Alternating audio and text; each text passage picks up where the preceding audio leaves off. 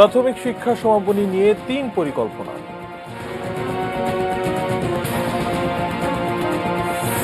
সিনহা হত্যা মামলার ৪ পুলিশ সহ ৭ আসামি ৭ দিনের রিমান্ডে। স্বাস্থ্যের সাবেক ডিজি আজাদকে দুদকের জিজ্ঞাসাবাদ। সংসদ সদস্যদের থোক বরাদ্দে দুর্নীতির কারণ রাজনৈতিক প্রভাব, বলছে টিআইবি। এবং ট্রেনের অনলাইন টিকিট বিক্রিতেও এবার কালোবাজারির অভিযোগ।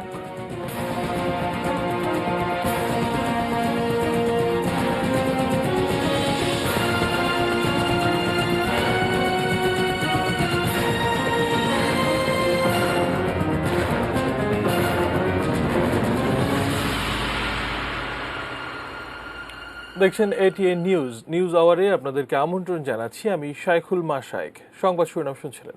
VSL angle channel HB VSL Bikrampur steel limited. এবারে বিস্তারিত। পিইসি পরীক্ষা নিয়ে ৩ পরিকল্পনা প্রধানমন্ত্রীর কাছে পাঠাচ্ছে প্রাথমিক ও গণশিক্ষা মন্ত্রণালয়। প্রাথমিক ও গণশিক্ষা প্রতিমন্ত্রী এ তথ্য জানিয়েছেন। প্রস্তাবে বলা হয়েছে, সেপ্টেম্বরে স্কুল খুললে সীমিত সিলেবাসে পরীক্ষা হবে। অক্টোবর কিংবা নভেম্বর হলে পরীক্ষা হবে MCQ পদ্ধতিতে। আর নভেম্বরে স্কুল খোলা সম্ভব না হলে সবাইকে পরীক্ষা ছাড়াই উত্তীর্ণ করে দেওয়া হবে। এসব নির্ভর করছে প্রধানমন্ত্রীর সিদ্ধান্তের উপর। এছাড়া পরিস্থিতি স্বাভাবিক হলে HSC পরীক্ষা 15 দিনের নোটিশে অনুষ্ঠিত হবে বলে জানিয়েছেন শিক্ষা সচিব মাহবুব হোসেন।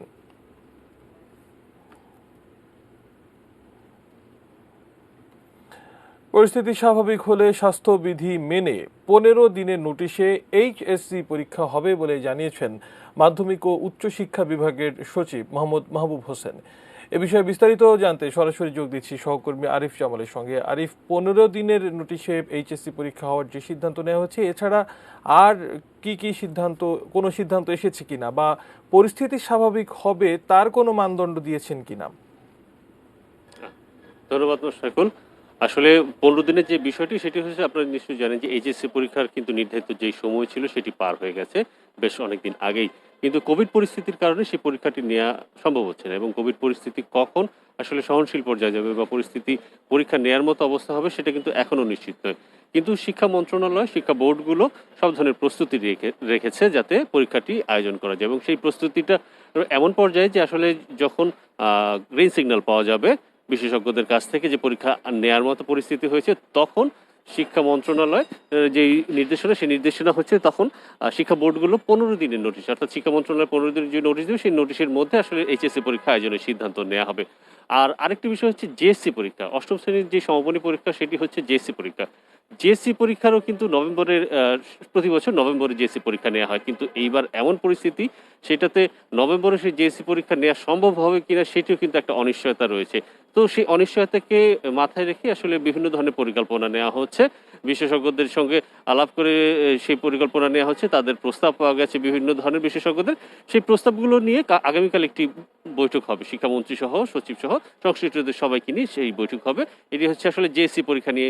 এছাড়া স্কুলের যে বার্ষিক পরীক্ষা রয়েছে সেই বিষয়গুলো নিয়ে আলাপ হবে। সব বিষয়গুলো নিয়ে কালকে সিদ্ধান্ত না হলে পর্যালোচনা হবে, পরবর্তীতে হয়তো সিদ্ধান্ত হবে, এবং সেক্ষেত্রে যেই ক্ষেত্রে মাননীয় প্রধানমন্ত্রীর পরামর্শ নেওয়ার দরকার হবে সেখানে মাননীয় প্রধানমন্ত্রীর পরামর্শ নেওয়া হবে। আরেকটি বিষয় হচ্ছে যে, বা সিদ্ধান্ত নেওয়া হবে, আরেকটি বিষয় হচ্ছে যে PEC পরীক্ষা, পঞ্চম শ্রেণীর যে সমাপনী পরীক্ষা রয়েছে সেই PEC পরীক্ষারও কিন্তু আসলে ওই এই বছরের কবে নেওয়া হবে সেটি এখনো নিশ্চিত হতে পারছে না, কারণ কোভিড পরিস্থিতির কারণে। আমরা প্রাথমিক ও গণশিক্ষা প্রতিমন্ত্রীর সঙ্গে কথা বলেছিলাম, তিনি আমাদের জানিয়েছেন যে তারা 3টি পরিকল্পনা, বিকল্প প্রস্তাবনা নির্ধারণ করেছে। সেগুলো আসলে নিয়ে মাননীয় প্রধানমন্ত্রীর কাছে একটি প্রস্তাবনা রবি অথবা সোমবার পাঠানো হবে। সেই 3টি প্রস্তাবনার একটি হচ্ছে যে, যদি সেপ্টেম্বরে অর্থাৎ 31 আগস্ট পর্যন্ত, তো এখন পর্যন্ত শিক্ষা প্রতিষ্ঠান বন্ধের সিদ্ধান্ত রয়েছে, যদি তার পরবর্তীতে 1 সেপ্টেম্বর স্কুল, কলেজ বা শিক্ষা প্রতিষ্ঠান খোলা যায়, সেপ্টেম্বরে খোলা গেলে PEC পরীক্ষাটি অনুষ্ঠিত হবে, তবে সেটা হচ্ছে সংক্ষিপ্ত সিলেবাসে হবে।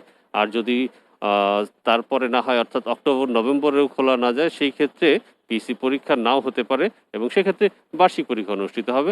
আর বার্ষিক কিন্তু যদি পরিস্থিতি কোভিড পরিস্থিতি যদি একেবারেই ভালো না হয় বা আরো খারাপের দিকে যায়, তারও কিন্তু বিকল্প পরিকল্পনা নিয়ে রেখেছে এবং সেক্ষেত্রে হয়তো বার্ষিক পরীক্ষা অনুষ্ঠিত হবে না, শিক্ষার্থীদের অটোপাসের ব্যবস্থা করা হবে। সবগুলি আসলে প্রস্তাবনা, পরিকল্পনা এবং পর্যালোচনা চলছে। প্রাথমিকের যে বিষয়গুলো রয়েছে সেই প্রস্তাবগুলো মাননীয় প্রধানমন্ত্রীর কাছে সোমবারে পাঠানো হবে, যেটা বললাম। আর শিক্ষা মন্ত্রণালয়ের অর্থাৎ উচ্চশিক্ষার যে বিষয়টি রয়েছে, ষষ্ঠ থেকে দশম শ্রেণী পর্যন্ত বা কলেজ পর্যন্ত যে বিষয়টি রয়েছে তাদের বিষয়ে কালকে একটি বৈঠক হবে, সেই বিষয় নিয়ে প্রস্তাবনাগুলো নিয়ে আলোচনা হবে। মাসায় আপনাকে অসংখ্য ধন্যবাদ। সহকর্মী আরিফ জামাল আমাদের সঙ্গে সংযুক্ত হয়েছিলেন। পরিস্থিতি স্বাভাবিক হলে 15 দিনের নোটিশে এইচএসসি পরীক্ষা হবে, এ বিষয়ে বিস্তারিত তিনি জানাচ্ছিলেন। এ পর্যায়ে আপনাদেরকে নিয়ে যাব দুদক কার্যালয়ে। সেখানে আছেন সহকর্মী তাওহিদ সৌরভ। স্বাস্থ্য অধিদপ্তরের সাবেক মহাপরিচালক আবুল কালাম আজাদকে জিজ্ঞাসাবাদের ব্যাপারে তার মাধ্যমে সরাসরি চলে যাচ্ছি সেখানে।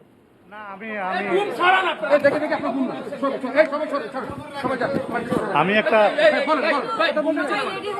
আচ্ছা হোক, ঠিক আছে, সবাই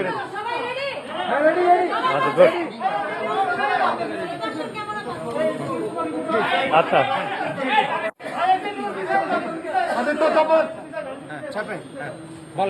আপনারা সকলেই জানেন যে আমি 2016 সাল থেকে, আমি কি আবার রিপিট করব? আপনারা সকলেই জানেন যে আমি 2016 সাল থেকে স্বাস্থ্য অধিদপ্তরের মহাপরিচালক হিসাবে দায়িত্ব পালন করে আসছিলাম।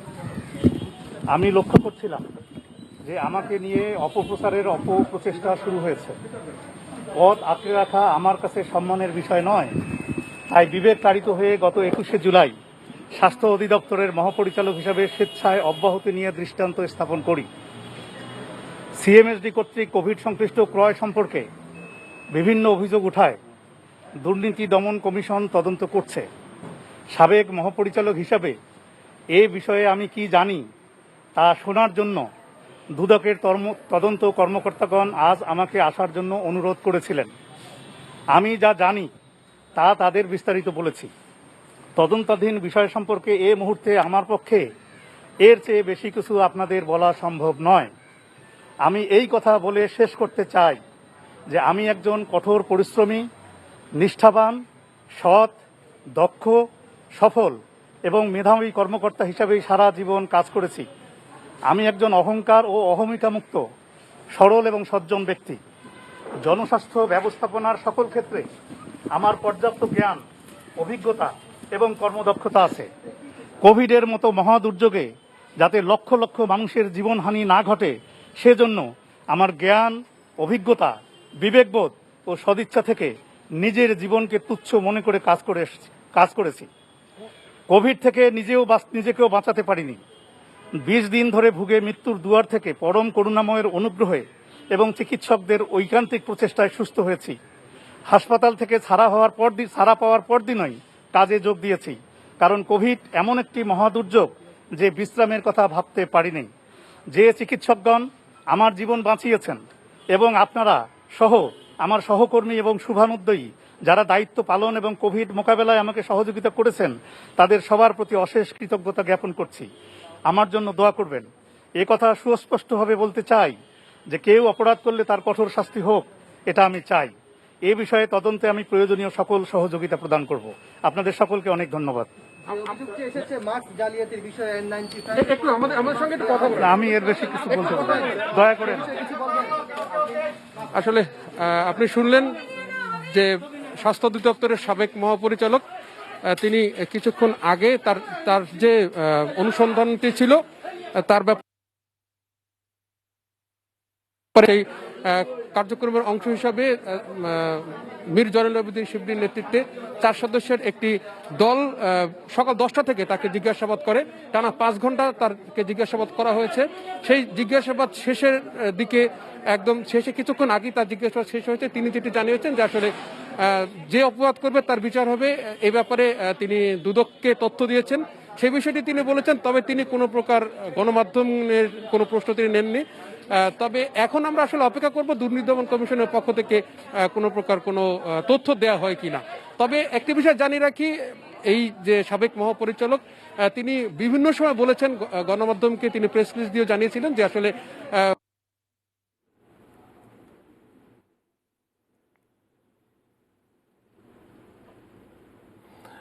সহকর্মী তাহিদ সৌরভ আমাদের সঙ্গে সংযুক্ত হয়েছিলেন দুর্নীতি দমন কমিশন কার্যালয় থেকে। স্বাস্থ্য অধিদপ্তরের সাবেক মহাপরিচালক আবুল কালাম আজাদকে জিজ্ঞাসাবাদ করার জন্য আজকে ডাকা হয়েছিল।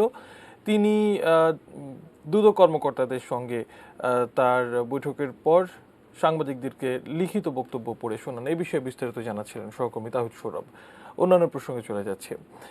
কক্সবাজারে পুলিশের গুলিতে নিহত সাবেক সেনা কর্মকর্তা সিনহা মোহাম্মদ রাশেদ খান হত্যা মামলায় 4 পুলিশ সদস্য সহ 7 জনের 7 দিন করে রিমান্ড মঞ্জুর করেছেন আদালত। বেলা 11:15টার দিকে কক্সবাজার সিনিয়র জুডিশিয়াল ম্যাজিস্ট্রেট তামান্না ফারাহ রিমান্ড আবেদন শুনানি শেষে এই আদেশ দেন। এই 7 জন হলেন SI লিটন, কনস্টেবল সাফানুর করিম, কামাল হোসেন ও আবদুল্লাহ আল মামুন এবং সিনহা হত্যা মামলায় পুলিশের করা মামলার 3 সাক্ষী টেকনাফের বাহারছড়ার মরিশ বুনিয়ার নুরুল আমিন, নিজামুদ্দিন ও মোহাম্মদ আয়াস। এর আগে 4 পুলিশ সদস্যকে কারা ফটকে জিজ্ঞাসাবাদের আদেশ দিয়েছিলেন আদালত। সেই জিজ্ঞাসাবাদ শেষে আজ দ্বিতীয় দফায় তাদের 10 দিন করে রিমান্ডে নেওয়ার আবেদন করে র্যাব। গত 31 জুলাই রাতে টেকনাফের পাহাড়ে ভিডিও চিত্র ধারণ করে ফেরার পথে শামলাপুর তল্লাশি চৌকিতে পুলিশের গুলিতে নিহত হন সিনহা। 5 আগস্ট তার বোন শারমিন শাহরিয়া ফেরদৌস বাদী হয়ে কক্সবাজার সিনিয়র জুডিশিয়াল ম্যাজিস্ট্রেট আদালতে হত্যা মামলা করেন। সেখানে আসামি করা হয় ওসি প্রদীপ কুমার দাস, পরিদর্শক লিয়াকত আলী সহ 9 জনকে। পরদিন আদালতে আত্মসমর্পণ করে বরখাস্ত হওয়া ওসি প্রদীপ সহ 7 আসামি।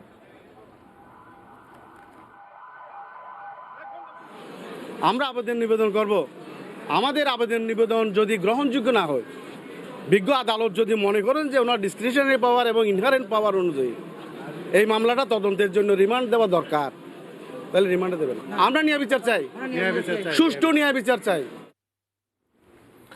দুর্নীতি ও সুশাসন বিষয়ক বেসরকারি সংস্থা ট্রান্সপারেন্সি ইন্টারন্যাশনাল বাংলাদেশ TIB মনে করে সংসদ সদস্যদের থোক বরাদ্দে দুর্নীতির বড় কারণ রাজনৈতিক প্রভাব।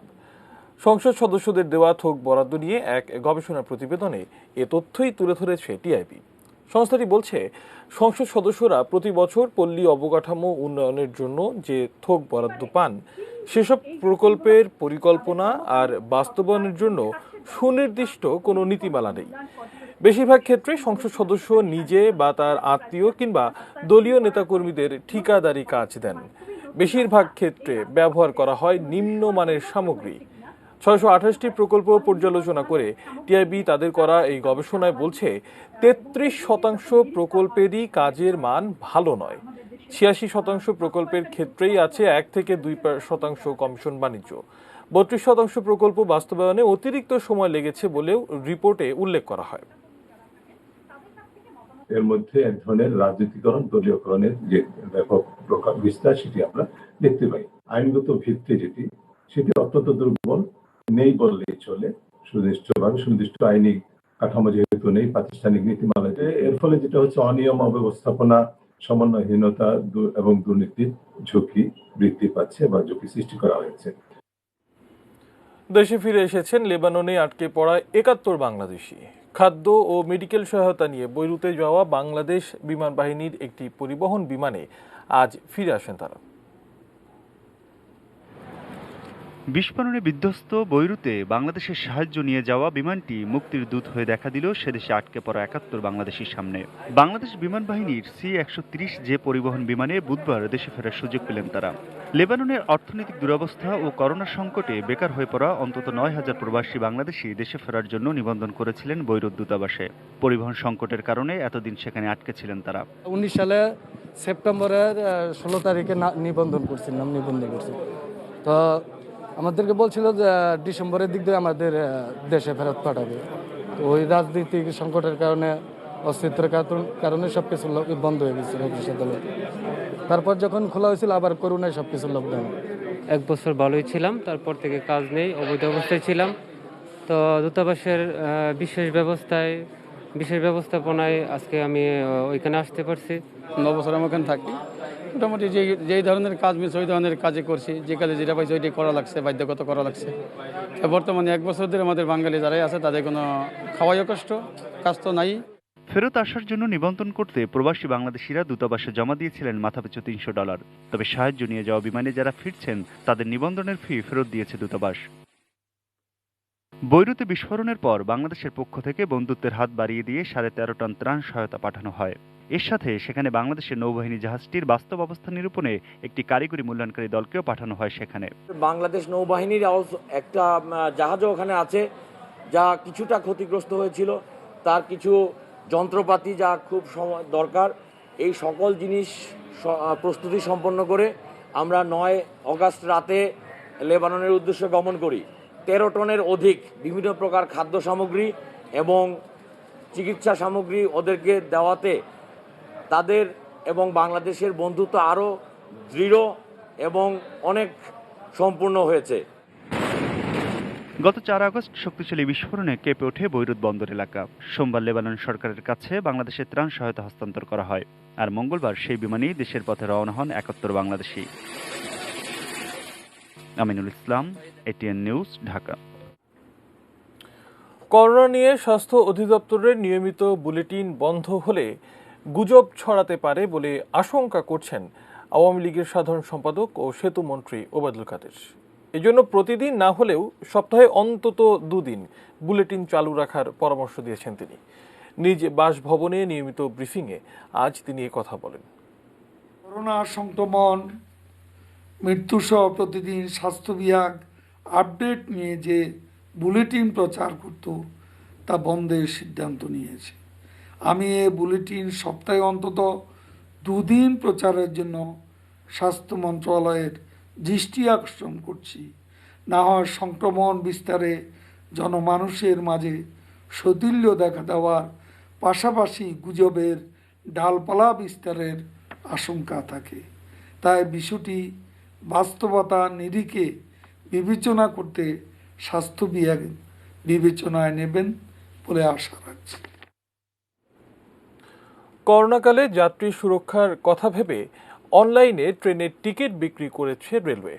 তবে সেই টিকিট বিক্রিতেও উঠেছে কালো বাজারির অভিযোগ। রেল কর্তৃপক্ষ যদিও বলছে রেলকে ডিজিটাল হতে না দেবার লক্ষ্যে দুর্নীতিবাজদের কারসাজি। কিন্তু চাইলেই কি ডিজিটাল চোরদের আটকানো সম্ভব? বিস্তারিত জানাচ্ছেন নাজিয়া আফরিন। ঈদে বাড়ি ফেরার এই দৃশ্য প্রতি বছরেরই। স্বল্প খরচে যাতায়াতের অন্যতম মাধ্যম ট্রেনে এই ভিড় লেগে থাকে বছর জুড়েই। ঈদের আগে রাত জেগে ট্রেনে টিকিট কাটার ভোগান্তির অভিজ্ঞতা কম বেশি সবারই আছে। তবে করোনা মহামারীর সময়ে 2 ঈদে ট্রেনের টিকিট বিক্রির সেই দৃশ্য চোখে পড়েনি, কারণ টিকিট বিক্রি হয়েছে অনলাইনে। চিরচেনা রেল স্টেশনের দৃশ্যপটই গেছে পাল্টে। সময়, কষ্ট আর ধৈর্যের সাশ্রয় হিসেবে অনলাইন টিকিট ব্যবস্থাকে মানুষ স্বাগত জানালেও টিকিট কালোবাজারি অভিযোগ অনেকেরই।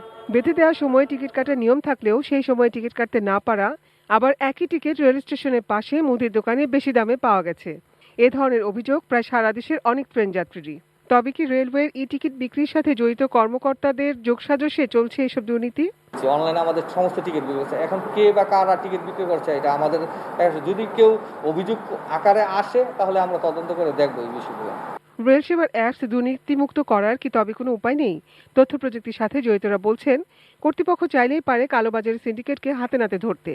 যে সদস্য থাকে যারাই অপকর্ম করছেন তাদেরকে খুব সহজে, খুব অল্প সময়ের মধ্যে তাদেরকে ধরে এই ব্যাপারটাকে বন্ধ করে ফেলা সম্ভব এবং স্বাভাবিক নিয়মে যে টিকিট বিক্রির প্রক্রিয়া সেটাকে চালু করা সম্ভব। আর সেই সঙ্গে অনলাইনে যেহেতু একটা লিমিটেড নাম্বার অফ টিকিট আমরা বিক্রি করছি, সেক্ষেত্রে সবাই যাতে সমান সুযোগ পায় তার জন্য একটা নানা ধরনের প্রক্রিয়া আছে। কিন্তু এই পরিকল্পনা যদি ভুল থাকে, আপনি যতই আধুনিক প্রযুক্তি আনেন না কেন, সেটা আপনাকে সুফল দেবে না। কারা রেলকে রাহুমুক্ত হতে দিচ্ছে না আর কারা এইসব সিন্ডিকেটের সাথে জড়িত সেসব তথ্য মন্ত্রণালয়ে আছে কিনা জানতে চাইলে রেলপথ মন্ত্রী বললেন, রেলকে যারা পিছিয়ে রাখতে চায় এটা তাদেরই কারসাজি। জানালেন, সিন্ডিকেটের দৌরাত্মের কাছে হার না মেনে রেলকে প্রযুক্তির উৎকর্ষে এগিয়ে নিয়ে যাবে সরকার। বর্তমান যে ব্যবস্থা আছে আমরা আরেকটু উন্নত করার জন্য ইতিমধ্যেই আমরা টেন্ডার কল করেছি এই টিকিটিং সমস্ত ব্যবস্থাটির উপরে, এবং সেটা আমাদের প্রসেস চলতেছে। আমরা আশা করছি হয়তো এ মাসের কিংবা আগামী মাসের মধ্যে এগুলো আমরা আরও ভালো ইয়েতে যেতে পারবো। আমরা সেই জন্যই কথাটা বলতেছি যে অভিযোগগুলো আসতেছে আমাদের কাছে, এগুলো আমরা রিসিভ করতেছি, আমরা কগনিজেন্সে নিচ্ছি, আমলে নিচ্ছি এবং আমরা এগুলো রিজলভ করার জন্য ব্যবস্থা নিচ্ছি। Nazia Afrin, ATN news, Dhaka. সময় হলো বাজে স্লিপ বিরতি নেবার, এরপর আরও জানি ফিরব।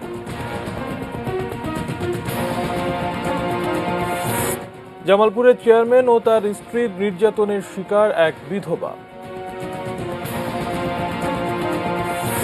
এবং বন্যার পানি নেমে যাওয়ার সাথে শুরু ভাঙনের দুর্ভোগ।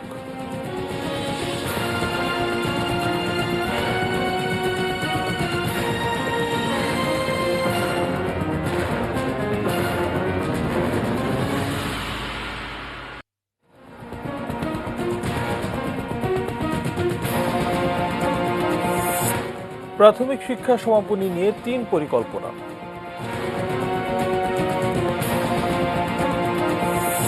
সিনহা হত্যা মামলায় 4 পুলিশ সহ 7 আসামি 7 দিনের রিমান্ডে। স্বাস্থ্যের সাবেক ডিজি আজাদকে দুদকের জিজ্ঞাসাবাদ। সংসদ সদস্যদের থোক বরাদ্দে দুর্নীতির কারণ রাজনৈতিক প্রভাব বলছে টিআইবি। এবং ট্রেনের অনলাইন টিকিট বিক্রিতেও এবার কালোবাজারির অভিযোগ।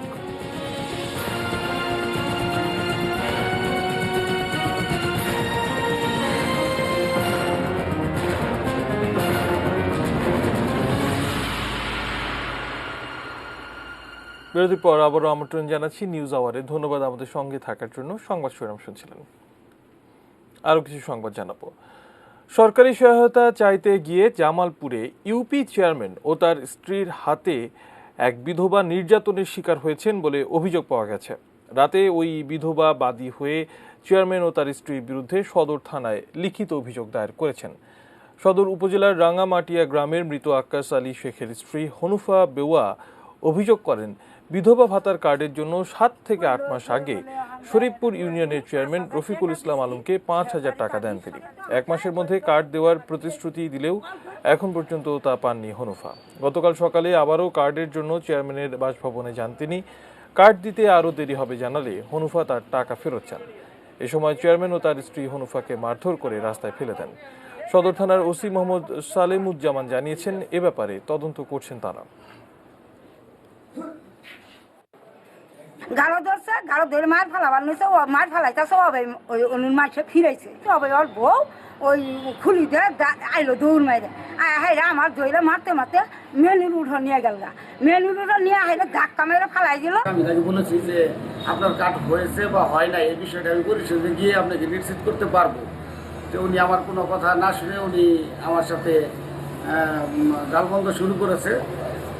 তারপরে এক পর্যায়ে আমার ওখানে আরো লোকজন ছিল, তারা তাকে বুঝে তাকে বিদায় করে দিয়েছে। বন্যার পানি কমার সাথে সাথে বরিশাল, মোংলা ও টাঙ্গাইলে শুরু হয়েছে ভাঙন। বিলীন হয়ে যাচ্ছে ঘরবাড়ি, আঞ্চলিক সড়ক সহ বিভিন্ন স্থাপনা। দুর্ভোগে রয়েছে কয়েক লাখ বানভাসী মানুষ। বন্যার কারণে বরিশালে ভাঙনে আশ্রয়হীন হয়ে পড়েছে 20,000-এরও বেশি মানুষ। এক সপ্তাহের ব্যবধানে কীর্তনখোলার ভাঙনে চরবাড়িয়ার লামচরি, উত্তর ও দক্ষিণ লামচরি গ্রাম, কালাবদর ও আড়িয়ালখা নদীর ভাঙনে সদর উপজেলার কালীগঞ্জ বাজার ও চাপিলাদি গ্রামের বেশ কিছু বাড়িঘর, শিক্ষা প্রতিষ্ঠান, হাট বাজার ও ফসলি জমি নদীগর্ভে বিলীন হয়ে গেছে। ক্ষতিগ্রস্তদের অভিযোগ, ভাঙন রোধে কার্যকর ব্যবস্থা নিচ্ছে না পানি উন্নয়ন বোর্ড। অনেক মানুষ বাড়ি হারা, ঘর ছাড়া হয়ে গেছে, মানুষ পথের ভিখারি হয়ে গেছে। নদীতে ভাঙলো লয়ে যেতেছে, আমরা তো কোনো রকম থাকতেই পারি না। ঠিকাদারের একটু এই অবহেলার কারণে এই সব ভাঙল আরো দ্রুত গতিতে ভাঙছে। যে কাজটা চলমান আছে সেই কাজটা কালকে থেকে এই যে আমার জিও ব্যাগ এবং লেবাররা চলে আসবে এবং করবো, এবং এই একটু ভরাট করে দিলে তারপরে আমরা এখান থেকে জিও ব্যাগ ফেলাই আমরা আবার এটাকে এই ভাঙন প্রতিরোধের ব্যবস্থা করব।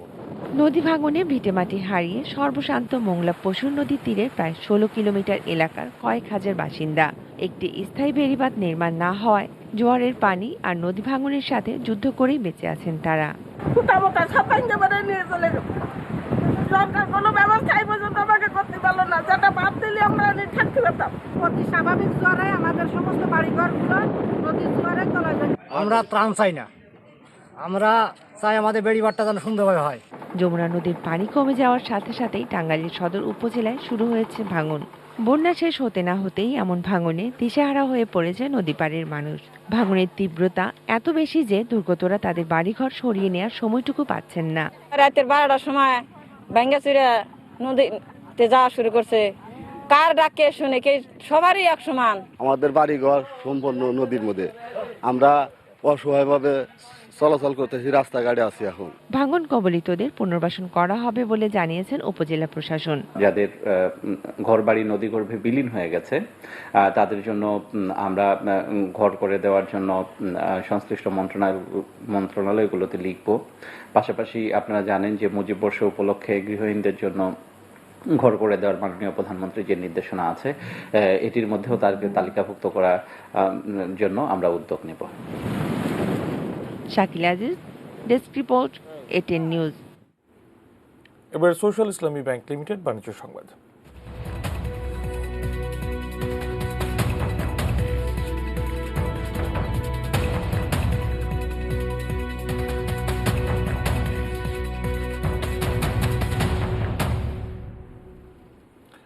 করোনার কারণে ভারতের সঙ্গে পণ্য আমদানি রপ্তানি বন্ধ রয়েছে অনেক দিন। বিশেষ করে কয়লা পাথর আমদানি বন্ধ হওয়ায় যেমন বিপাকে ব্যবসায়ীরা, তেমনি আটকে গেছে বিভিন্ন দপ্তরের প্রকল্পের কাজ। বাড়ছে জটিলতা। সিলেট থেকে অনিল পালের ক্যামেরায় সজল ছত্রীর প্রতিবেদন দেখুন।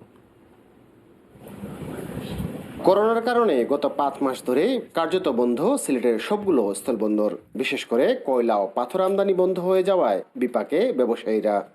লগ্ন থেকে আমাদের বর্ডারটা বন্ধ হয়ে যায়। 2 থেকে 3 লক্ষ শ্রমিক আমাদের এখানে পাথরের সাথে কাজে জড়িত ছিল এবং সম্পূর্ণ কাঁসার মিল থেকে লাগাইয়া টোটাল ব্যবসাটাই বন্ধ হয়ে যায়। আমাদের এই এলাকার হাজার হাজার শ্রমিক ব্যবসায়ী আমরা সবাই অ্যাকচুয়ালি খুব দুশ্চিন্তা এবং খুবই প্রবলেমে আছি। আমদানি বন্ধ কোয়ারি থেকে উত্তোলন, বাড়তি দামেও মিলছে না পাথরের যোগান না থাকায় আটকে গেছে বিভিন্ন সরকারি দপ্তরের প্রকল্প।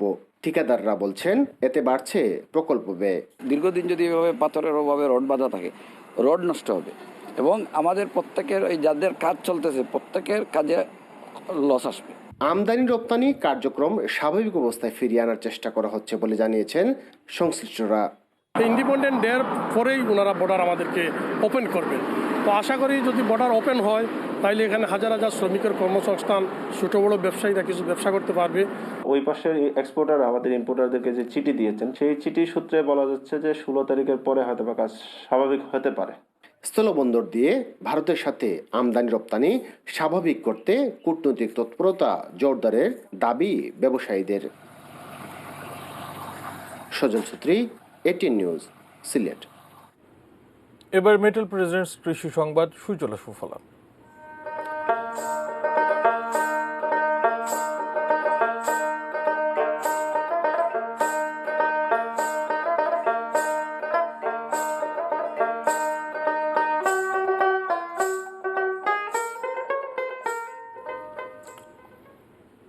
লাভজনক হওয়ায় জয়পুরহাটে বাণিজ্যিকভাবে কচুর লতি চাষ হচ্ছে। সেখানে কৃষকরা এবার প্রায় 1300 হেক্টর জমিতে লতি চাষ করছেন। পাঁচবিবি উপজেলার বটতলী বাজারে প্রতিদিন দেশের বিভিন্ন স্থান থেকে পাইকাররা আসেন লতি কিনতে। এটি পুষ্টিকর ও সুস্বাদু হওয়ায় অভ্যন্তরীণ বাজারের পাশাপাশি দেশের বাইরেও চাহিদা বাড়ছে। কৃষকরা জানান, করোনার কারণে গত বছরের চেয়ে এবার কম দামে লতি বিক্রি করতে হচ্ছে তাদের, তবে তারপরও লাভ থাকছে। লতি কেনা বেচার জন্য স্থায়ী কোনো বাজার না থাকায় নানাবিধ অসুবিধার মুখে পড়ছেন কৃষক ও ব্যবসায়ী দুপক্ষই। কৃষি কর্মকর্তারা জানিয়েছেন, লতি চাষে কৃষকদের প্রয়োজনীয় সহযোগিতা দেওয়া হচ্ছে।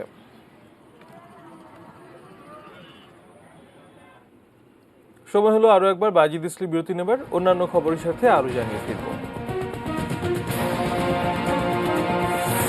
ফ্রান্সে বাড়ছে করোনার সংক্রমণ, রাশিয়ার ভ্যাকসিন নিয়ে প্রশ্ন এবং আবারও পিছিয়ে গেল বিশ্বকাপ ও এশিয়ান কাপের বাছাই পর্ব।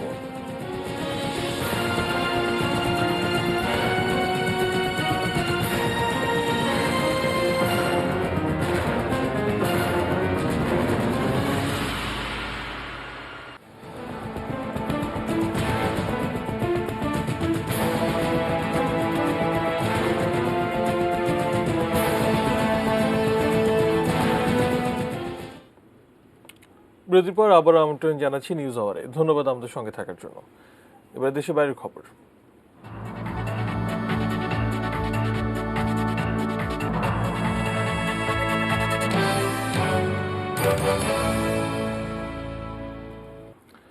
নিয়ন্ত্রণে আসার পর হঠাৎ আবারও ফ্রান্সে করোনা সংক্রমণ বেড়েছে।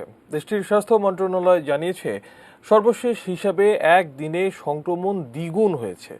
এ সময় আক্রান্ত হয়েছেন ১,৩৯৭ জন। ৩ সপ্তাহ আগেও আক্রান্তের সংখ্যা ১,০০০-এর নিচে ছিল। হঠাৎ সংক্রমণ বৃদ্ধিকে আশঙ্কাজনক উল্লেখ করে ফরাসি প্রধানমন্ত্রী জঁ কাস্টেক্স বলেছেন, ফ্রান্সের জনগণ ভুল পথে হাঁটছে। আগামী ৩০ অক্টোবর পর্যন্ত ফ্রান্সে ৫,০০০ মানুষের সমাবেশের উপর নিষেধাজ্ঞা জারি করা হয়েছে। জনবহুল স্থানে মাস্ক পরা বাধ্যতামূলক। এদিকে অস্ট্রেলিয়ার ভিক্টোরিয়া প্রদেশেও করোনার সংক্রমণ বাড়ছে। ভারতেও করোনার লাগাম টানা যাচ্ছে না। একদিনে দেশটিতে ৬১,০০০-এর বেশি আক্রান্ত ও ৮৩৫ জন মারা গেছে। তবে করোনা কিছুটা নিয়ন্ত্রণে আসার পরই খুলে দেওয়া হয়েছে এশিয়ার লাস ভেগাস খ্যাত ক্যাসিনো শহর ম্যাকাও। আর এরকম পরিস্থিতির মধ্যেই সামরিক মহড়ার সিদ্ধান্ত নিয়েছে যুক্তরাষ্ট্র ও দক্ষিণ কোরিয়া। রাশিয়ার তৈরি করোনা ভ্যাকসিন স্পুতনিক ৫ এর কার্যকারিতা নিয়ে প্রশ্ন তুলেছে যুক্তরাষ্ট্র, ব্রিটেন ও কানাডা। প্রথম হওয়ার দৌড়ে জিততে গিয়ে রাশিয়া গুণগত মানের সঙ্গে আপোষ করেছে বলে সংশয় প্রকাশ করেছেন মার্কিন বিশেষজ্ঞ ডক্টর অ্যান্থনি ফাউচি। তার মতে এত তাড়াতাড়ি করোনার মতো ভাইরাসের ভ্যাকসিন তৈরি ব্যাপক সন্দেহের সৃষ্টি করেছে। কানাডার স্বাস্থ্য কর্মকর্তা হাওয়ার্ড এনজুও ভ্যাকসিন তৈরিতে রাশিয়ার তাড়াহুড়োয় বিস্ময় প্রকাশ করেছেন। ভ্যাকসিনের কার্যকারিতা নিয়ে সন্দেহ প্রকাশ করে ব্রিটেনও সরাসরি তাদের আপত্তির কথা জানিয়েছে। ভ্যাকসিন তৈরির প্রক্রিয়া নিয়ে প্রশ্ন তুলেছে তারা। এদিকে বিশ্ব স্বাস্থ্য সংস্থার পক্ষ থেকে বলা হচ্ছে, সুরক্ষা সম্পর্কিত সমস্ত তথ্য কঠোরভাবে পর্যালোচনা করেই ভ্যাকসিনের ছাড়পত্র দেবে তারা। এবারে খেলার খবর।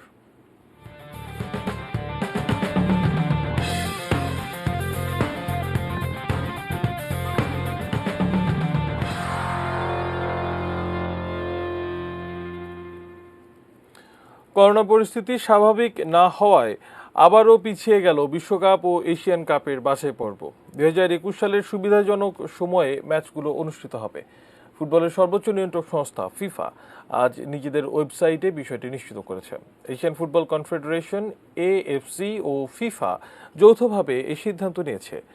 চলতি বছরের অক্টোবর ও নভেম্বরে এশিয়া অঞ্চলের বাছাই পর্বের ম্যাচগুলো অনুষ্ঠিত হওয়ার কথা ছিল। তবে করোনার কারণে স্থগিত হলেও ২০২১ সালে ঠিক কোন সময়ে আবার খেলা শুরু হবে তা এখনও জানায়নি ফিফা। এশিয়ায় এখনও করোনা পরিস্থিতি স্বাভাবিক হয়নি। এদিকে চলতি মাসের প্রথম সপ্তাহে বাংলাদেশ জাতীয় ফুটবল দল অনুশীলন শুরু করে, কিন্তু ৩৬ জনের প্রাথমিক স্কোয়াডে সহকারী কোচ সহ ১৮ জন করোনা আক্রান্ত হওয়ায় ক্যাম্প বন্ধ হওয়ার উপক্রম। ওদিকে ভারত, ভুটান ও আফগানিস্তান এখনও ক্যাম্পই শুরু করেনি।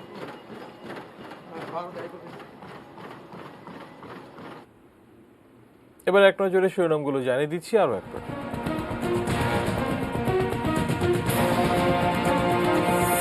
প্রাথমিক শিক্ষা সমাপনী নিয়ে ৩ পরিকল্পনা।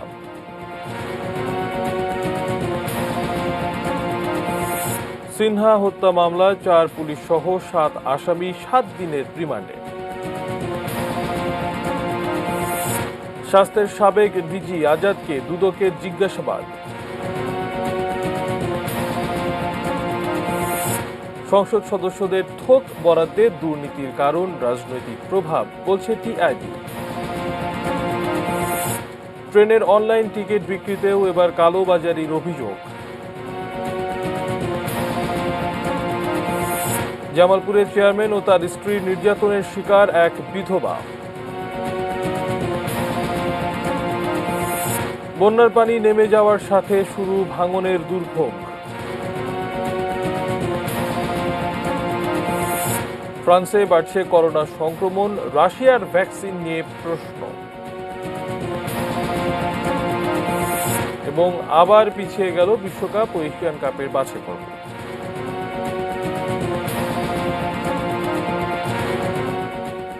এই ছিল নিউজ আওয়ার্ড। সঙ্গে থাকুন, দেখতে থাকুন এটিএন নিউজ। এটিএন নিউজের ব্রেকিং নিউজ আপনার মোবাইলে পেতে টাইপ করুন START স্পেস AN এবং পাঠিয়ে দিন 5959 নম্বরে। ধন্যবাদ।